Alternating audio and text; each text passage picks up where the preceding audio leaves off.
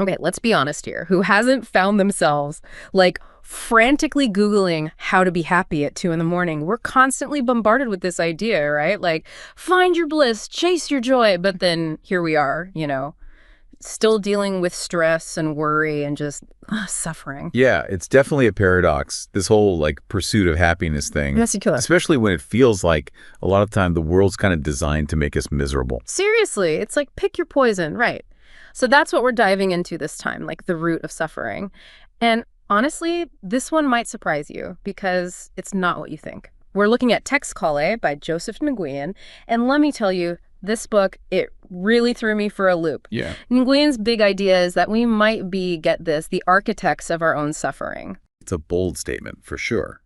But to be fair to Nguyen, he's not saying that pain isn't real. It's not about pretending everything's sunshine and rainbows. It's more about, like, changing our relationship to those difficult things we experience, because that's what really determines, I think, whether we let those experiences crush us or whether we use them to grow. Okay, I gotta admit, you've got my attention. But I'm still a little skeptical. How can we be responsible for our own suffering? I mean, life throws enough curveballs on its own, right? Totally. And Nguyen gets that. In fact, he starts the book with this analogy. Picture two people, right, just sitting in the same coffee shop.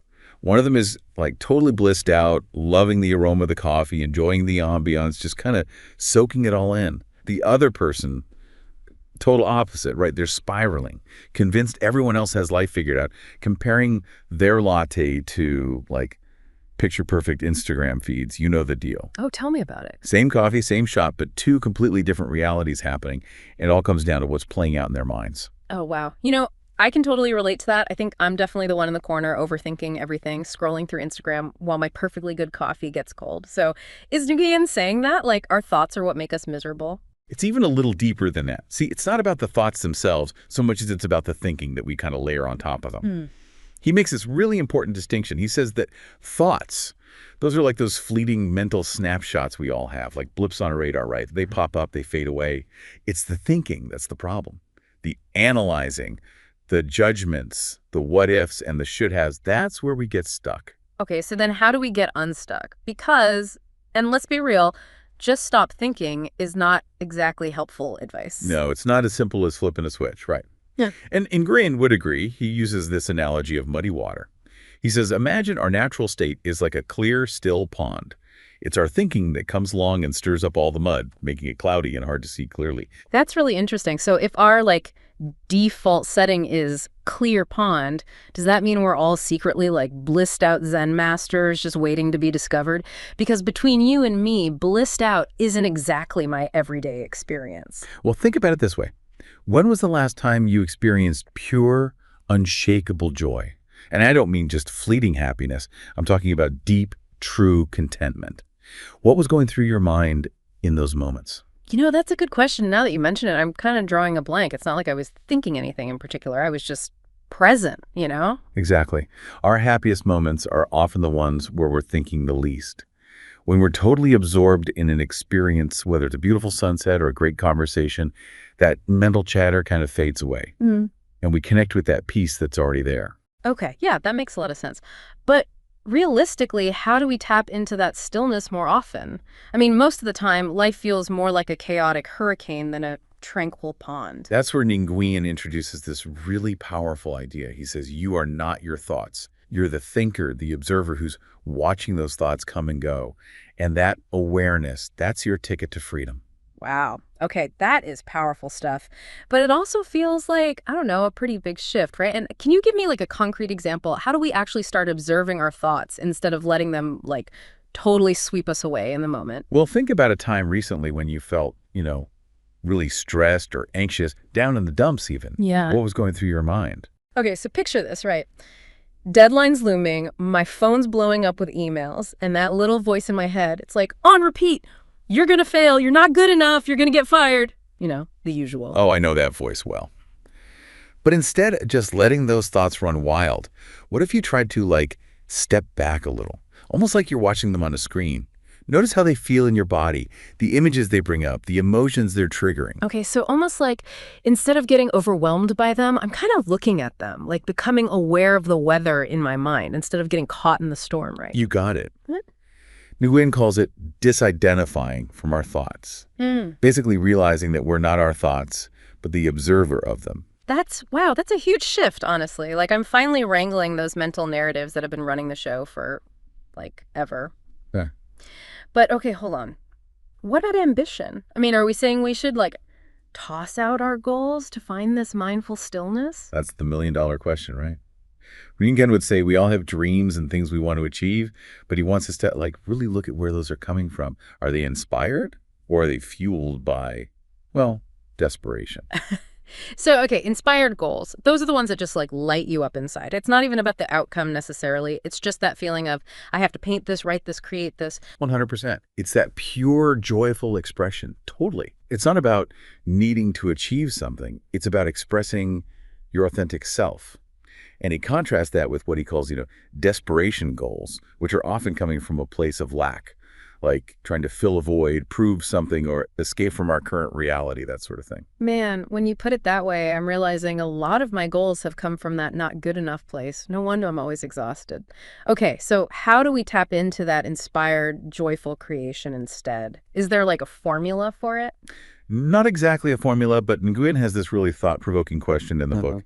He asks, if you had unlimited money, you'd already traveled the world, you had zero fear, and you didn't need anyone's approval, what would you do? Whoa, that is loaded. It's like he's stripping away all the stuff we tell ourselves we need, you know? Exactly. And when you take all that away, what's left? What's still there? Because that's where those seeds of true inspiration usually live. Okay, so let's say we've done the work, right? We've quieted the mind. The inspired goals are like bubbling up. How do we actually act on them without, getting stuck in overthinking again? That's where intuition comes in. Nguyen describes it as our internal GPS, guiding us with a kind of wisdom that goes beyond logic. And it's not about having all the answers right away. It's about trusting that inner voice, that gut feeling that tells you what feels right. So we're talking about that feeling you get that says, reach out to that person, take a different route, or even quit that job that's sucking your soul dry. Exactly. It might not always make sense on paper, logically, but intuition often works in the realm of what if and why not. It can take us down paths we never would have thought of on our own. I love that. Like, we're giving ourselves permission to actually explore those uncharted territories within ourselves and trust that it's going to be okay, even if it gets a little messy along the way. And that messiness, that's where the magic happens, honestly. Nguyen even points to people like Thomas Edison and Albert Einstein, geniuses, right? Yeah. But they also understood the power of stepping away from the problem, giving themselves the space for those intuitive insights to come through. So, okay, I'm hearing trust your gut, create space, all great in theory, but like, how do we actually do that in the real world? Like, I get that creating space is important and all, but how do you actually make that happen? Our lives are just so packed, It's like our brains never get a break. Oh, I hear you. Those constant notifications, those never-ending to-do lists, it's like an all-out assault on our peace sometimes. But Nguyen talks about, building this non-thinking environment, which I kind of love. He says it's about identifying those things that like personally trigger you, the stuff that sends your mind into overdrive.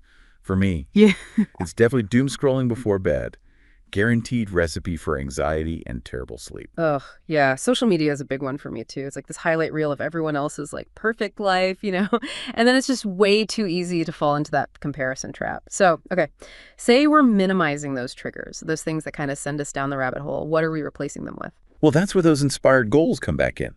And remember, it's not about piling more onto your plate. It's more about how can you approach those things you're already doing, but with a different energy. Like, what if instead of waking up and immediately checking emails, you started your day with something that, nourishes your mind, sets a calmer tone? Maybe it's meditation or journaling. Could even be just enjoying that first cup of coffee without your phone glued to your hand. Game changer. Seriously. Most mornings, I'm basically mainlining coffee and scrolling through emails before I've even, fully opened my eyes. Safe to say I'm not exactly starting my day from a place of peace and inspiration. We've all been there, trust me. It's not about being perfect. It's about, like Nguyen says, making those small shifts. And look, there are going to be days when you slip back into old habits, right? The key is just notice it. No judgment. Just gently redirect. Think of it like, building a muscle. The more we flex that creating space muscle, the easier it becomes. This whole conversation has been amazing. I feel like Nguyen's given us a totally new way to think about not just our own minds, but suffering and joy in general, And the best part is, it's accessible. that peace, that capacity for joy. It's not something we have to earn. It's already there. We just got to quiet the noise a little bit and tap into that stillness that's within us all along. So as we wrap up, what's like one thought-provoking question we can leave people with? Something they can take with them as they kind of, I don't know, explore this whole idea of thinking and non-thinking in their own lives.